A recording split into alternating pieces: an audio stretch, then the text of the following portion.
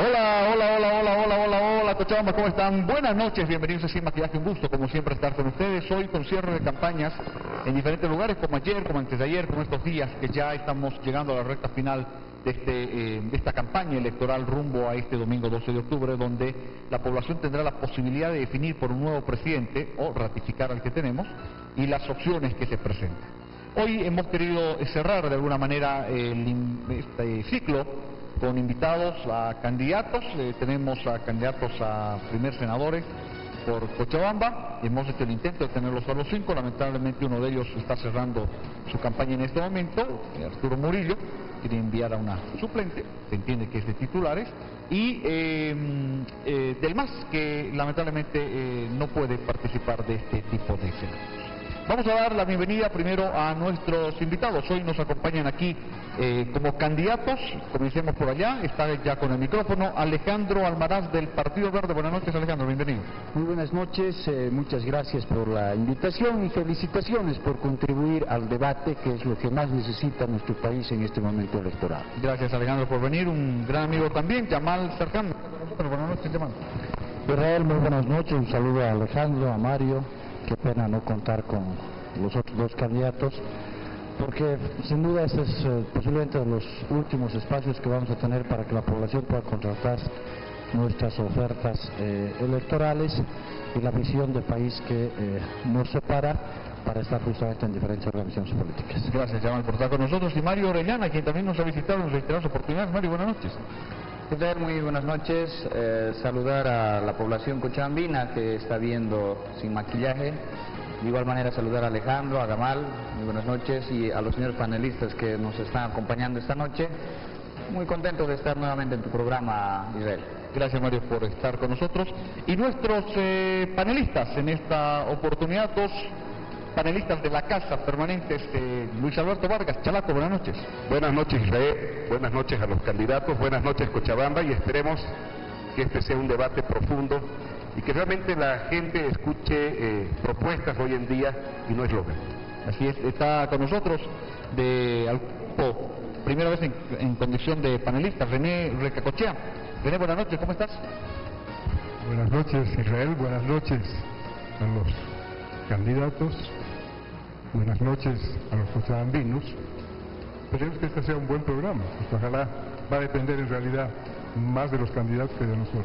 Ahora depende de las preguntas que hagan ustedes también. Vamos a intentar ser los más agudos. Bueno, y otra persona que es de la casa, Arturo Barrios, ¿cómo estás? Buenas noches. Buenas noches, Cochabamba. Israel, un saludo grande, y a nuestros futuros senadores un abrazo fuerte. Comenzaremos contigo, ya que tenemos el micrófono. Hoy el tema es abierto, no hemos querido elegir un tema en particular. Nuestros candidatos preguntan y después también se preguntan entre candidatos para ganar tiempo. Este primer bloque dura 25 minutos, después vamos a una pausa. Comenzamos contigo, Arturo. Sí, bueno, de los diferentes spots que hemos estado viendo en la televisión, sin lugar a dudas, los Partido Demócrata Cristiano, quien representa Yamal, ha hecho dos propuestas interesantes. Hay una propuesta respecto a los ingresos por hidrocarburos. Samuel había propuesto 50-50%, que ha sido una propuesta probablemente mal entendida. Toto Quiroga hace una propuesta de que el 100% de los ingresos por hidrocarburos debería corresponder a los bolivianos. Sí, Yamal, ¿podrías explicar más en qué consiste esa la propuesta y cómo es que se puede tener la inversión extranjera y sin que los inversionistas puedan tener utilidades al respecto? Bueno, gracias, Israel, un saludo a Arturo. A ver, lo primero que vale la pena explicarle a la población boliviana es que la famosa nacionalización ha terminado siendo una gran estafa. Y cuando hacemos esta afirmación nos basamos en una conferencia de prensa del presidente Morales, donde nos decía cuál era la distribución de los ingresos respecto al tema de hidrocarburos. Y en esa distribución salió el famoso concepto de los costos recuperables.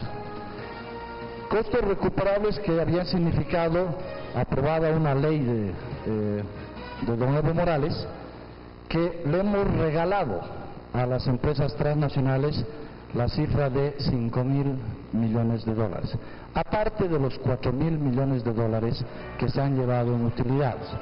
Por eso es que afirmamos que la nacionalización ha terminado siendo una gran estafa al pueblo boliviano. ¿Qué son estos costos recuperables, Arturo? Son pagos que se les hacen a las petroleras reconociendo sus inversiones y sus gastos de operación. Dentro de sus gastos de operación se incluyen los sueldos, salarios de sus ejecutivos, de sus asesores, cuando se van a jugar golf, cuando se van a cenar a un restaurante un poquito más caro, cuando viajan a algún lugar, su café, su papel higiénico. Y yo me pregunto, ¿a qué empresario boliviano se le reconoce la inversión que hace en un negocio? Yo pregunto si en este canal les pagan, les devuelven lo que han invertido en las cámaras de televisión, en la propia televisión, en los estantes que tenemos aquí, o en los salarios de los ejecutivos o los salarios de la gente que trabaja. A ninguno en Bolivia nunca se le devuelve este concepto que se llama costo recuperado. Lo que nosotros hemos planteado a partir de haber denunciado esto, lo primero es que se necesita hacer una auditoría respecto al tema de los costos recuperados. Cuando nosotros hacemos la denuncia, nos sale al frente el presidente de YPFB y nos hace una aclaración, nos dice que no son 5.000 millones de dólares, sino que solamente son 4.850 millones de dólares. O sea, 150 millones de dólares, nos hemos equivocado un poquito en la cifra. Y hoy salió otra publicación ratificando que efectivamente las petroleras han llevado alrededor de 8.000 millones de dólares, cuando nosotros anunciamos que se han llevado en realidad 9.000 millones de dólares. Pues, ¿qué es lo que tenemos que hacer y cuál es nuestro planteamiento? Nuestro planteamiento es, primero, hacer una auditoría a los costos recuperables, recuperar ese dinero que se les ha regalado a las petroleras. Ahora entendemos el famoso pacto que existe entre las petroleras y entre el gobierno de Evo Morales, porque no se investiga nada. Y además de eso hay que hacer una auditoría a las famosas recompras de las nacionalizaciones, porque de acuerdo a los propios datos de yacimientos, por ejemplo, la empresa Chaco, en su balance publicado por Yacimientos, dice que vale esta empresa 1.193 millones de dólares. Y nos enteramos por un medio internacional, por el Clarín de la Argentina, que se le ha pagado por el 50% de esas acciones de esta empresa, se le ha pagado la cifra de 1.045 millones de dólares. Por algo que se tendría que haber pagado menos de 600 millones de dólares, se les ha pagado 1.045 millones de dólares. Ahí es donde está la gran estafa. ¿Qué es lo que nosotros estamos proponiendo? Lo que nosotros estamos proponiendo es que a los bolivianos les entreguemos esto: la libreta de propiedad de las acciones de todas las empresas estatales. Esta libreta de propiedad de las acciones va a tener al principio un valor nominal de 10.000 bolivianos. Esta libreta lo que va a hacer es una libreta intransferible, inembargable, hereditaria e hipotecable. ¿Hipotecable contra qué? Hipotecable contra los dividendos que vamos a pagar a final de año. El 50% de las utilidades se van a destinar para reinvertir en las empresas estatales y el otro 50% se pagará como dividendos. Eso es parte de las propuestas fundamentales que estamos haciendo. Y con la industrialización, Arturo, esta libreta de acciones va a ir subiendo de valor. Con la industrialización, estamos ya sobre el tiempo para la propuesta de terminar. No, yo quisiera más bien que al terminar me puedas aclarar, Yamal. Mi querido Arturo, a ver. Entiendo que estás como panelista, pero también todo el mundo sabe que tú eres candidato del Movimiento Sin Miedo y entiendo tu desesperación. Pero por favor, lo que sí te pido es que nos manejemos con respeto, que me permitas terminar de dar mi idea. Cuando yo termine, seguramente el conductor del programa, Israel, te dará oportunidad de hacer una repregunta. ¿Te parece? ¿Acabaremos, Yamal, por favor? Entonces, lo que decimos nosotros es que vamos a tomar la propiedad de todas las empresas estatales, no solamente del sector de hidrocarburos. Lo que estamos planteando es que todos los bolivianos vamos a recuperar la propiedad que hoy está en manos de algunos del movimiento al socialismo, que son los que manejan, y no sabemos los manejos que se tienen al interior. Cuando tú seas propietario, mi querido Arturo, cuando tú tengas esta libreta de propiedad, tú mismo vas a exigir transparencia en las empresas estatales, pero además te vas a asegurar de que las inversiones que se hagan sean de manera adecuada, y no vas a estar dispuesto a que parte de tu dinero se le regale a las empresas transnacionales por este concepto que se llama costo recuperación. Vamos a medir los tiempos para que así alcance a todos los candidatos en esta primera ronda. ¿Tenías una nueva pregunta? Cortita, por favor. Bien chiquita. Mira, la propuesta de Samuel es clara, 50-50%. primero Bolivia no tiene la capacidad para la exploración y explotación de pozos. Necesariamente tiene que asociarse con transnacionales. Cuando Samuel hace una propuesta indica 50% para las transnacionales. Puto hace la propuesta 100% para los bolivianos. Entonces, si Bolivia no tiene la capacidad para la explotación, pues yo le pedía llamarles a la complementación. ¿Cómo le va a hacer para que el 100% de las utilidades se quede con los bolivianos? Entonces, no quedó claro. Quedó claro el tema de la libretita, quedó claro de que Evo Morales con su propuesta nos ha mentido, pero a lo que iba la propuesta de Tuto, ¿cómo hace para que el 100% se quede con los bolivianos sin hacer uso de los socios de las transnacionales? A ver, en 30 segundos, Yamal. ¿Dónde has escuchado que Tuto ha planteado el 100%? Es decir, las empresas vienen por un interés, es decir, todo el mundo invierte en un negocio porque quiere ganar plata. Eso no tenemos ningún problema con que ganen plata. Con lo que tenemos problemas es con que se les pague este concepto que se llama costo recuperable. Las empresas, mi querido Arturo, en la medida en que encuentren negocio van a venir. ¿Y cómo van a encontrar negocio? Si les ofreces mercado. Porque no es un tema de venir solamente a explorar y a ver a quién le puedes vender. El gas lamentablemente no es como el petróleo que lo puedes mandar en cisternas. El gas lo tienes que mandar por un ducto y tienes que tener mercados asegurados. Y lo más grave que ha sucedido, mi querido Arturo, es que ahora en Chile, en el Brasil, están construyendo plantas regasificadoras, es decir, que están dispuestos a traer gas de otros lugares del mundo en vez de comprar el nuestro. ¿Por qué? Porque en Bolivia no hay seguridad jurídica.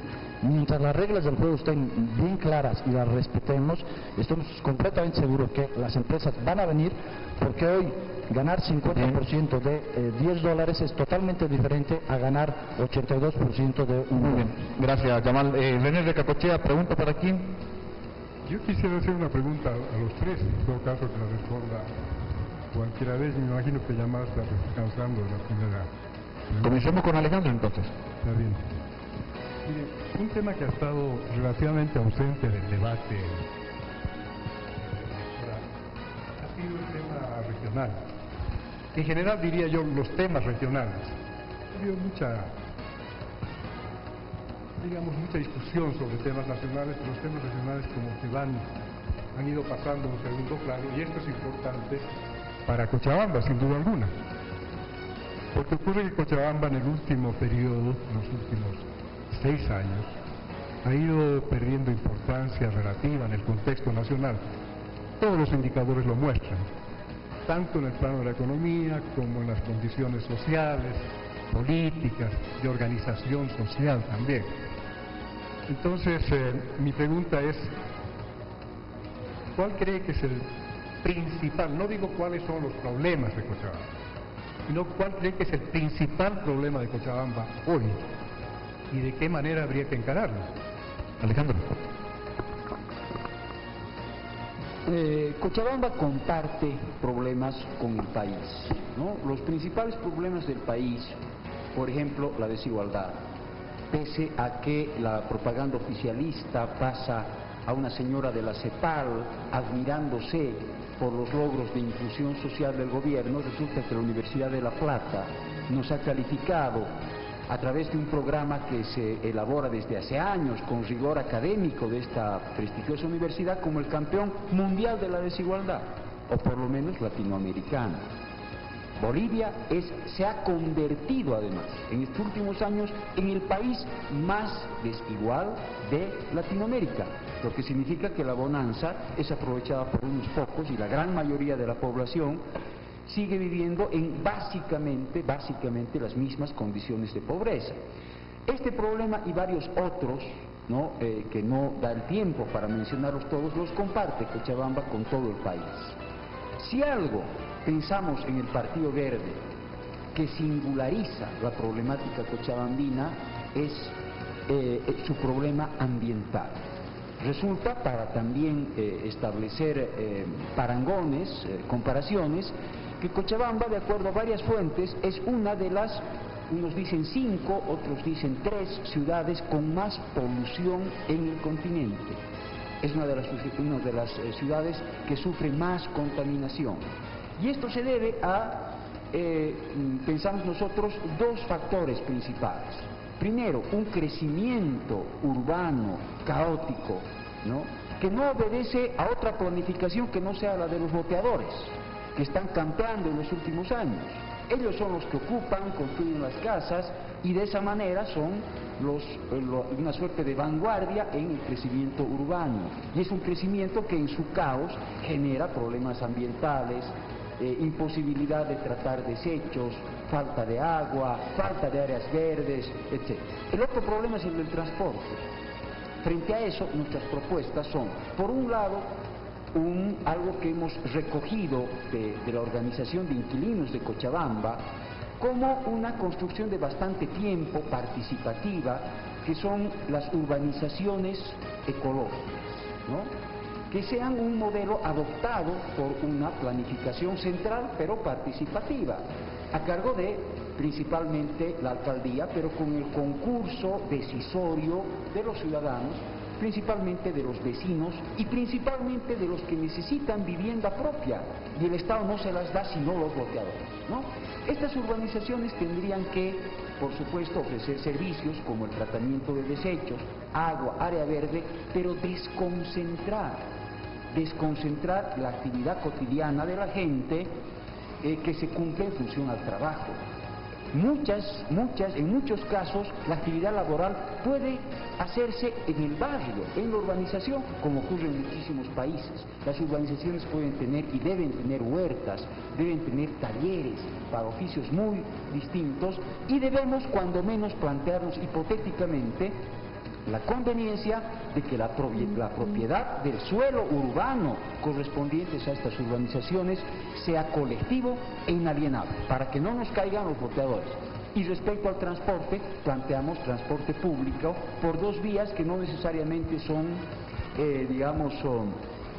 incompatibles, sino que son complementarias: el tren y los buses, tomando una experiencia claramente exitosa en La Paz. Bueno, para pasar con Mario Orellana, pero estos problemas y estas soluciones ¿no corresponden a un carácter más municipal? Sí, la entidad ejecutora, como acabo de mencionar, en el caso de particularmente de las urbanizaciones, tiene que ser la alcaldía, pero los legisladores pueden hacer bastante al respecto. Por ejemplo, las gestiones para un financiamiento suficiente, ¿no?, que se incluya en el presupuesto, que eventualmente logre financiamiento externo que tiene que aprobarse en el legislativo. Es decir, puede cumplir el legislador nacional un rol de promoción, en su caso decisiva, ¿no?, para estas soluciones locales, ciertamente. Bueno, Mario Orellana responde a René de Cacochea. Bueno, a ver, yo creo que compartimos que hay muchos problemas de orden nacional, pero René decía cuáles son las prioridades del departamento. Y yo creo que en el departamento el problema central que nos impide un mayor desarrollo para mí es el tema del agua. Mientras no resolvamos el tema del agua, porque sabemos muy bien que el agua es vida, ¿no? Hoy en día, solo en el municipio de Cercado, el 60% de la población no tiene servicio de agua potable las 24 horas de los 7 días de la semana. Ese es el dato, ¿no? Entonces, el problema central para nosotros es el tema de agua, porque estamos hablando de agua potable, ni qué decir el tema de agua para riego, que es lo que justamente ha impedido que Cochabamba se desarrolle productivamente como antes lo hacía. Entonces yo creo que el gobierno central en este último tiempo, ¿qué es lo que ha hecho? Ha levantado las manos para resolver esta problemática, que era un compromiso electoral de Evo Morales. Y hoy somos los cochabambinos que a través del gobierno departamental está haciendo el mayor esfuerzo de invertir para llevar adelante el proyecto Misicuní, un proyecto que sabemos todos que tiene muchos cuestionamientos y hasta un daño económico que se está generando de más de 50 millones de dólares, que seguramente en los próximos años las autoridades quienes han manejado de manera tan oscura este asunto van a rendir cuentas y van a tener que responder. Entonces, para mí el tema central es el agua potable, porque los distritos 9, 8, los distritos 7 especialmente, que es la gran mayoría de nuestra municipio, y ni qué decir el tema de Colcapirua, Sacaba, Sipesipe, Quillacollo, no cuentan con agua potable y esta es la problemática central. Muy bien, 2 minutos, responde Yamal Sartén. Gracias, Israel. A ver, para nosotros el principal problema, René, es el tema de la inseguridad. Sí, cada vez que salimos a las calles nos sentimos totalmente inseguros. Y mucho más si es que los que salen son nuestros hijos. La inseguridad, ¿cuál es el origen desde nuestra perspectiva y por qué nosotros hacemos este tratamiento? El origen para nosotros del tema de la inseguridad está asociado al tema del narcotráfico. Narcotráfico que es alimentado con la coca del Chapare. Todos sabemos que la coca que se usa para el ficheo es la coca de los yungas. La coca del Chapare va directamente al narcotráfico y eso es lo que genera la presencia de PSC Bermelo, de los carteles de México, de los carteles de Colombia, porque para ellos es un extraordinario negocio comprar cocaína en Bolivia y venderla en el Brasil. No creemos que el presidente de los cocaleros vaya a estar en contra de su gremio y vaya a poder luchar de manera efectiva contra los cocaleros. Ya hemos tenido 9 años que los cocaleros, junto con las petroleras y los banqueros, han sido los sectores más privilegiados durante estos 9 años. Y lo que nosotros necesitamos es un presidente que sea capaz de nacionalizar la coca, es decir, de restituir la presencia del Estado en el Chapare, porque hoy el Chapare es la capital del neoliberalismo. No hay presencia del Estado, hay libre producción, libre comercialización de hoja de coca, los autos chutos están por doquier, los cocaleros toman presos a los policías, es decir, los patos le disparan a las escopetas, los policías tienen que pedir permiso, tienen que anunciar como operativos sorpresa con una semana de anticipación para que se preparen y los puedan recibir. Por eso es que nosotros creemos que hay que atacar el tema fundamental. Pero adicionalmente a eso necesitamos una transformación en nuestra policía. A la policía hay que desconcentrarla y además hay que especializarla. No puede ser posible que la policía un día sea varita, al otro día sea bombero, al otro día sea investigador de la FERCN. Hay que profesionalizarla y hay que pagarle muchísimo mejor. Un policía de base, ¿sabes cuánto gana, René? 1.800 bolivianos. Dígame por favor, ¿quién vive con 1.800 bolivianos? No puede ser posible. A pesar de eso, la policía hace grandes esfuerzos y tenemos el Ministerio Público o los jueces que lamentablemente no hacen su trabajo y tenemos los problemas que tenemos con el tema de inseguridad. Gracias, René. ¿Contento con las respuestas? Yo creo que vale la pena explicitar el hecho. Yo hacía esta pregunta porque en nuestro departamento en particular, las organizaciones cívicas que solían expresar las demandas, las necesidades del departamento, desde hace algún tiempo prácticamente no funcionan. Y este es un rol que le corresponde ahora, siempre debe haber sido así, que les corresponde a los partidos políticos.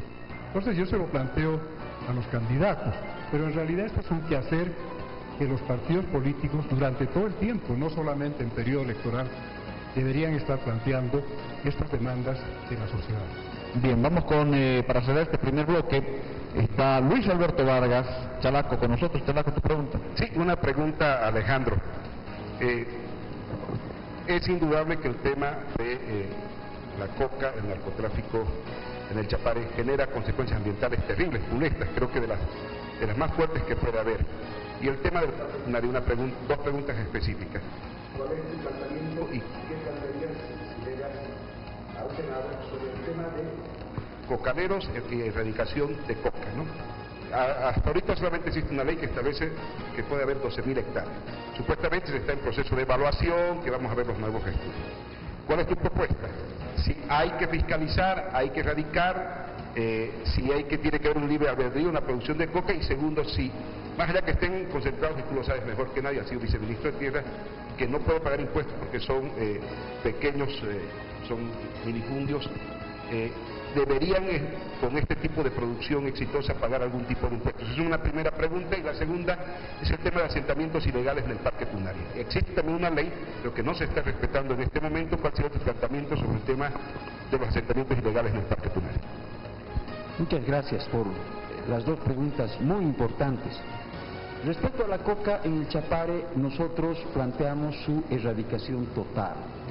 toda o casi toda la coca del Chapare se destina al narcotráfico, y el narcotráfico nos está destruyendo, ¿no?, como sociedad, pero también nos está destruyendo como naturaleza. Esa riquísima Amazonía cochabambina, la del Pibnis y de otros sectores próximos, se está destruyendo por el avance de la coca ilegal asociada materialmente in situ a la producción de cocaína. Debe erradicarse totalmente, y por eso nos oponemos a que paguen impuestos, porque el impuesto va a tener un efecto legitimador de ese producto, ¿no?, que por vía del impuesto resulta que estará financiando al Estado. No impuestos, erradicación. Ahora, lo que nos diferencia con la posición coincidente de otros partidos es que nosotros pensamos que el camino para esa erradicación debe ser concertado, contemplando determinadas prestaciones indemnizatorias por parte del Estado. Porque si no es ese camino, el otro es el de la sangre, ¿no? Y nosotros vamos a oponernos tenazmente y siempre a el derramamiento de sangre, a la matanza, a la represión, a enfatizar estos procedimientos interdictivos, como ya se lo hizo en el pasado. En el pasado murieron, si no cientos, decenas fácilmente de cocaleros. Y los cocaleros no son narcotraficantes, no son personas que merezcan la muerte. Son personas con las que debemos sentarnos a conversar, ofrecerles alternativas económicas, y nosotros tenemos la confianza de que ese sería un camino eficaz. Pero junto a esto hay otra cosa que hacer, sí, en términos represivos en el buen sentido de la palabra, ¿no?, que es acabar la impunidad del narcotráfico y la complicidad gubernamental con el narcotráfico. Nosotros lo venimos sosteniendo con absoluta claridad. El gobierno de Evo Morales es cómplice del narcotráfico. Y para ser consecuentes con nuestras afirmaciones, le estamos proponiendo a la ciudadanía cochabambina que nos lleve a la Asamblea Legislativa para que nosotros le hagamos el juicio de responsabilidades que en defensa de Bolivia y de la democracia boliviana tiene que hacérsele a Evo Morales. No una cuestión de revanchismo, de que se lo odie, no. Esto es absolutamente imprescindible para que la impunidad, como siempre ocurre, no reproduzca la falta, tomando en cuenta que esa falta nos está comiendo la democracia. Y además nos está inundando de narcotráfico. Para no extenderme, con el poco tiempo que tenemos, yo digo, ¿cuánto tiempo más el general Sanabria, depositario de la confianza de Evo Morales, hubiera estado transportando personalmente toneladas de cocaína al exterior, si no lo agarraba la DEA, proimperialista, malvada, ineficaz, corrupta, etcétera? ¿Dónde está Luis Cutita, ¿no?, ese colaborador de tanta confianza de Evo Morales, encargado de la coca, que se dedicaba a vender la coca incautada al narcotráfico?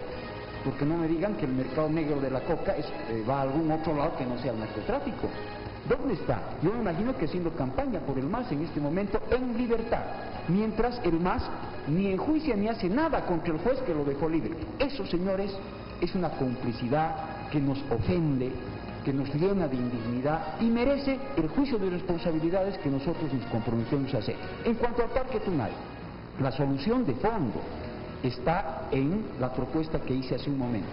Resulta que hay mucha gente pobre en este país de la bonanza y en esta ciudad de Cochabamba que no tiene vivienda ni esperanzas de tenerla. Y el único que se le acerca a proponerle resolver esto es el delincuente de una de las tantas bandas de loteadores que están campeando al amparo también del poder político y de esta gestión de gobierno. Y los loteadores los llevan, entre otros lugares, a áreas verdes y al Parque Tunari. Entonces, dos soluciones. Una inmediata: cerrarle el paso al proyecto alentado desde los niveles gubernamentales de urbanizar el Parque Tunari. Nos oponemos terminantemente a eso, ¿no? Pero el problema de fondo, para que pare el avasallamiento al Parque Tunari a tiempo de hacer funcionar una gestión de esa área protegida, debe ser dar solución, ¿no?, a la demanda popular de vivienda. Esto puede hacerlo el Estado con el dinero que se tiene ahora y a través de un modelo planificado, que es el que nosotros proponemos como urbanizaciones ecológicas. Muy bien. Luis Lucho. Sí, yo creo que para los dos, para llamar, cuando René hace una pregunta hace rato sobre los problemas del departamento, yo quiero que se centralicen en un tema específico, llamar. Somos ya en el cuarto departamento de Bolivia. Del segundo ya no vamos a entrar que en el 70, pero en los últimos años Tarija ha superado ya. Y obviamente está ligado también a la bajada de la producción de petróleo que teníamos en el Chapadal, tanto que creo, si no me equivoco, ya no estamos entrando entre los departamentos que más bien recibían por concepto de hidrocarburos, sino que vamos a recibir ya compensaciones a este paso como los otros 5 departamentos. La pregunta, Yamal, es... ¿Te parece si la lanzo para el segundo bloque? Ya, sí. Porque vamos a llegar con una segunda parte de preguntas. Luis Alberto va a comenzar este segundo bloque, lo vamos a dejar con la palabra en la boca, literalmente hablando. Tienes que hacer propaganda para los nos tenemos que ir a la pausa. Después de los auspiciadores, también se preguntan entre candidatos, después de la pausa. Nuestros invitados, los podemos volver a ver, ahí están nuestros candidatos, 3 que han tenido la gentileza de acompañarnos: Mario Orellana del Movimiento Sin Miedo, Yamal Sarkhan del Partido Demócrata Cristiano y Alejandro Almaraz del Partido Verde. Estaba con la pregunta en este último bloque, Luis Alberto Vargas. Le vamos a pedir, y aquí sí vamos a ser estrictos por cuestión de tiempo, 1 minuto para la respuesta, por favor. Al minuto vamos a cortar porque queremos cumplir un poco con lo programado para esta noche. Luis Alberto. Bueno, las preguntas para Mario y para Yamal, ¿no? Ya le hice a Alejandro. Estamos ya siendo el cuarto departamento de PIB. Las preguntas son concretas porque también se necesita legislación. ¿Qué harían ustedes llegando al Senado para proponer, por ejemplo, en el tema del pacto fiscal, qué medidas para que Cochabamba no siga perdiendo más ingresos que van ligados obviamente al tema industrial, al tema de la inversión del Estado en el departamento y en relación, porque estos 2 puntos para mí van ligados mucho a las propuestas que han hecho, a las propuestas de Ciudad Ciudadana, a la propuesta medioambiental, al tema de la... 1 minuto, Yamal, por favor. A ver, está claro que tenemos que resolver el tema del pacto fiscal, pero el pacto fiscal no lo vamos a resolver si es que lo que hacemos es pretendemos redistribuir la actual torta. Por lo tanto, nosotros estamos planteando que cambiemos el modelo tributario boliviano. Hoy el modelo tributario es de arriba hacia abajo, es el gobierno nacional quien recauda los impuestos, se queda con una gran parte de los impuestos recaudados y les da una partecita a los gobiernos departamentales y una parte un poquito más grande a los gobiernos municipales. Lo que nosotros estamos planteando es que sea al revés, que sean los gobiernos municipales, partiendo del principio de la subsidiariedad, que recauden los impuestos, que se queden con su cuota aparte, los gobiernos departamentales que sean corresponsables de la recaudación y de ahí manden el resto al gobierno nacional. Eso nos permitiría cambiar el tamaño de la torta y por lo tanto cambiar las reglas de distribución, pero además te generaría un efecto de sinergia en términos de recaudación y te generaría corresponsabilidad fiscal. La distribución tendría que hacerse en base a 4 criterios: población, extensión territorial, pobreza y esfuerzo fiscal. Es decir, en la medida en que tú, a partir de tu vocación productiva, incentives la formalización de las actividades económicas, podrás tener mayor cantidad de ingresos y eso te permitirá agrandar el tamaño de la torta. Gracias. Yamal. Mario Orellana. Bueno, a ver, yo creo que hemos bajado en el aporte al PIB porque no se hacen inversiones en nuestro departamento. Hemos dejado de ser un país, o mejor dicho, un departamento productor de hidrocarburos. Y hoy ya no vivimos de las regalías, vivimos ya de un fondo de compensación. Entonces, lo primero que tenemos que hacer los legisladores es promover que se realice inversión pública en los sectores estratégicos, como es hidrocarburos, minería y recursos hídricos. Tiene que el gobierno central hacer inversiones para que nosotros podamos aportar de manera mucho más significativa a la economía. Y el otro tema tiene que ver con el tema del pacto fiscal que preguntabas. Ahí tiene que ver con un planteamiento ya de una reforma constitucional. Actualmente la Constitución no permite la coparticipación tributaria a los departamentos, a los gobiernos departamentales. No está dentro a lo que corresponde como parte de los recursos de los departamentos. Entonces, el primer planteamiento, más antes de plantear cómo nos vamos a repartir los impuestos que se recaudan en el país, es que tiene que haber una modificación para que los gobiernos departamentales fundamentalmente tengan derecho a una coparticipación tributaria igual que los municipios, ¿no? O sea, mínimamente igual que los municipios, que actualmente tienen un derecho a coparticipación del 25%. Nosotros también, los gobiernos departamentales, del 25%, con lo que el gobierno nacional debiera quedarse con el 50% y los gobiernos subnacionales y las universidades con el otro 50%. Los René de Cacochea. Pregunta y para quién. Otra vez iba a hacer una pregunta para los tres, pero creo que los tiempos están un poco escasos. Le preguntaría a Yamal. Una pregunta, digamos, referida al sistema político. Hay muchos analistas que están planteando que el modelo autoritario que parece aparecer con este gobierno se va a acentuar hacia el futuro en caso de que sea reelecto el presidente Morales. La pregunta es, ¿estás tú de acuerdo con esta visión que muchos analistas políticos están planteando? ¿Y qué crees tú que habría que hacer para defender, para precautelar un orden democrático en nuestro país? Un minuto, Juan. Muy rápido.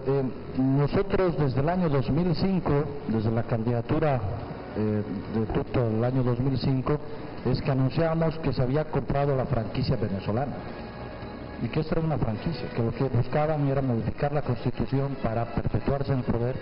Gracias a Dios pudimos hacer muchas modificaciones al proyecto de Constitución que aprobaron en La Calancha y en Oruro, que nos permite hoy decir con absoluta claridad que tenemos un candidato chuto. El presidente Morales es un candidato chuto y el único que ha presentado una demanda internacional respecto a la candidatura de Evo Morales fue don Jorge Tuto Quiroga, el único. Lamentablemente hasta ahora los organismos internacionales como la OEA, que fue parte del acuerdo en el Congreso, no se ha pronunciado.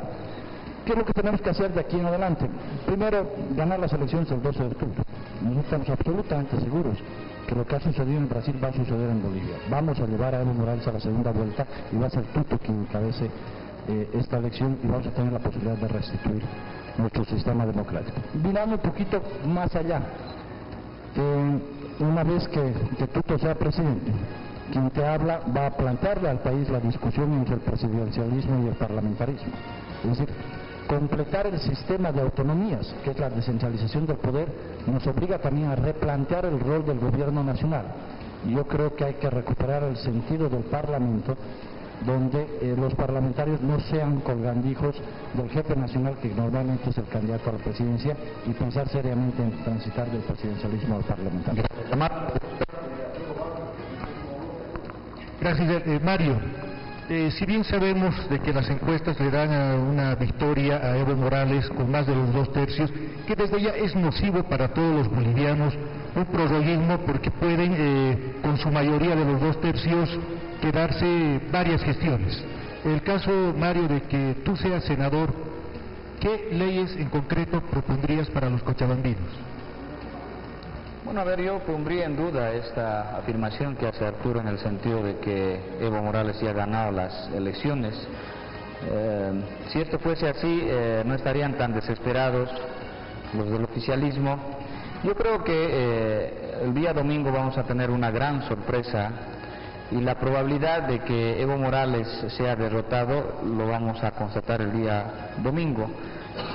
Pero la gente que va a ir a las urnas el día domingo sabe y está pensando y razonando en la lógica de que el sistema político, especialmente la representación en la Asamblea Legislativa Plurinacional, tiene que ser equilibrada. Entonces, primero, estamos seguros que va a haber un equilibrio en la representación, no se va a garantizar ya tanto poder que se le ha dado a Evo Morales y al movimiento al socialismo que han hecho y deshecho, y en ese ámbito ojalá nosotros tenemos en perspectiva muchos proyectos. La gran parte de ellos tiene que ver con participación de Cochabamba en todo lo que es el proceso de industrialización y las cadenas productivas, fundamentalmente en el tema de industrialización de recursos mineralógicos, hidrocarburos y de energía, que es lo que nos va a permitir obtener mayores excedentes para el departamento, que después serán invertidos en la inversión pública. Muy bien, pregunta de Mario, ¿para cuál de los candidatos?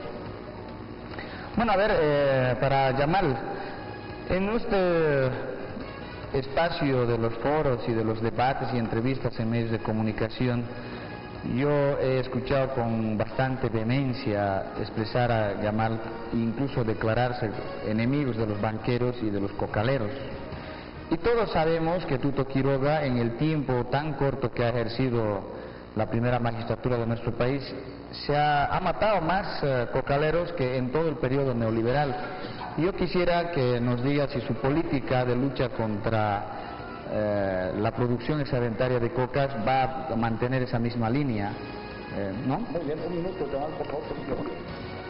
Rapidito, es decir, no sé de dónde saca los datos de que durante el gobierno Tuto se han matado más cocaleros que ahora. Seguramente es porque están las víctimas, están los datos, son correctos.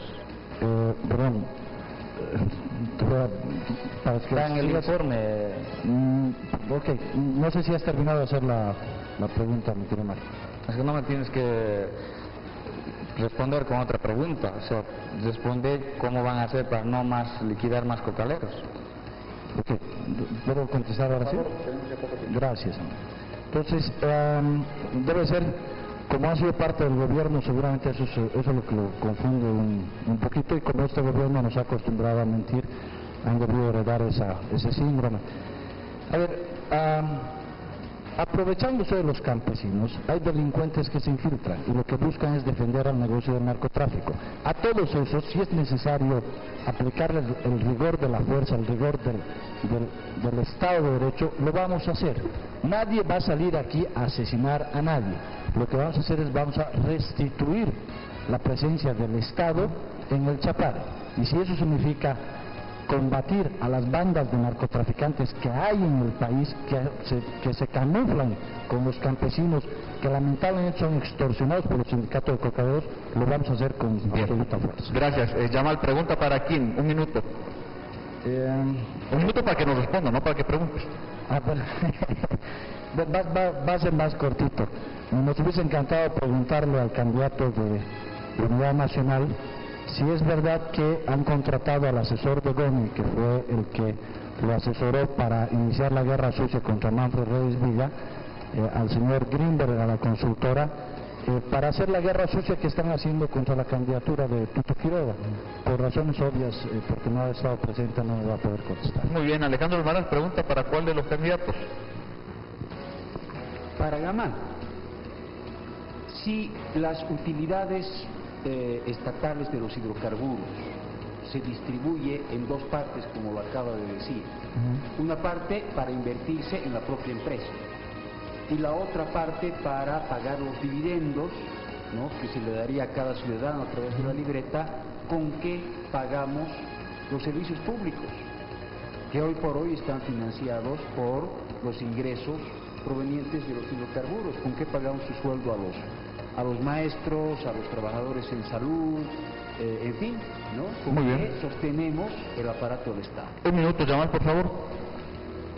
Gracias. A ver, lo primero es porque estamos planteando a nosotros, lo decía hace un ratito con el tema del pacto fiscal, cambiar el modelo tributario. Significa, en vez de arriba hacia abajo, fomentar el desarrollo económico local, y eso nos va a generar mayor cantidad de ingresos. Lo segundo es que lo que hemos dicho es que vamos a recuperar los costos recuperables, valga la redundancia. Las utilidades de las empresas se las vamos a dejar a las empresas. Y para seguir pagando a los maestros y a la gente de salud, primero vamos a industrializar todo el país, vamos a convertir nuestro hierro en acero, vamos a convertir nuestro litio en baterías de litio y poder fabricar, para que sea Bolivia la capital de las baterías de litio del mundo, y vamos a industrializar nuestros hidrocarburos y los vamos a convertir en una empresa poderosa para el país. Pero además, la ventaja que tienes es que tienes el IDH, y el IDH no se debe de tocar en términos de contabilizarlo como utilidad, porque el concepto del IDH y de la regalía lo que debería de hacer es servir para sembrar negocios del futuro que deberían estar abocados fundamentalmente al tema de educación. Alejandro Almaraz, candidato a senador por el Partido Verde, le agradezco por venir, un gusto como siempre, Alejandro. Suerte el domingo, lo mismo para Yamal Sargán, candidato a senador por el Partido Demócrata Cristiano, el mismo deseo de suerte, y lo propio para Mario Orellana, candidato a primer senador por el Movimiento Sin Miedo. Gracias a los tres por estar con nosotros. Esperemos haber contribuido de alguna manera con estos espacios para que puedan exponer sus ideas, sus propuestas, y a nuestros panelistas, como de costumbre, Luis Alberto Vargas, Chalaco, hoy René de Cacochea nos ha honrado con su presencia como panelista, y Arturo Barrios. Gracias a los tres por venir, muy amables, gracias. El domingo habrá elecciones y veremos cuál de estos nuestros invitados se convierte en senador. Mañana, normal, sin maquillaje, aquí por RTL. Buenas noches.